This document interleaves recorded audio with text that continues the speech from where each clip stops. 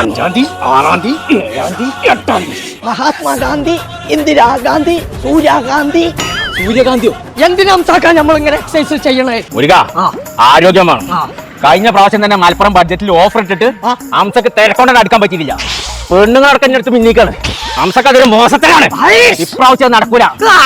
5-ാം തീയതി മുതൽ 8-ാം തീയതി വരെ തിരക്കിച്ചാണ് ഹംസ സാധനം. അതിന് ഹംസാക്ക തിരക്കേണ്ട ആവശ്യമില്ല. ഒരു സമയം നീട്ടിക്കണോ? 2 മണി മുതൽ 10 മണി വരെ ആക്കിണ്ട്. അങ്ങനെ ആക്കിക്കണേ ഓൽക്കുന്നു. അല്ലെങ്കിൽ ബഡ്ജറ്റ് ആരാന്നുള്ളത് ഹംസാകും. ഹംസാഗാന്ധിക്ക് ബോംബെ ഹംസക്ക് എന്ന് പറയടാ. ബോംബെക്ക് ഹംസ. ആ പാലുകൾ എടുത്താ അത് ഞാൻ കുടിച്ചു. വീട്ടിൽ മാർക്കത്തേക്ക് പാല് കുടിച്ചു കണ്ട് പട്ടപട ഇവിടെ ഉണ്ടായിരുന്നു. ബഡ്ജറ്റിക്ക് വളരെ ആരോഗ്യമായി. ഇനി 5-ാം തീയതി ആയി കിട്ടിയാൽ മതി. ശങ്കളെ മലപ്പുറം ബഡ്ജറ്റിൽ 5-ാം തീയതി മുതൽ 8-ാം തീയതി വരെ കൂട്ടത്തം വിട്ട് ഓഫർ നടക്കണം കേട്ടോ. 7-ാം തീയതി ക്രോക്കറി സാധനങ്ങൾക്കൊക്കെ ബമ്പർ ഓഫർ.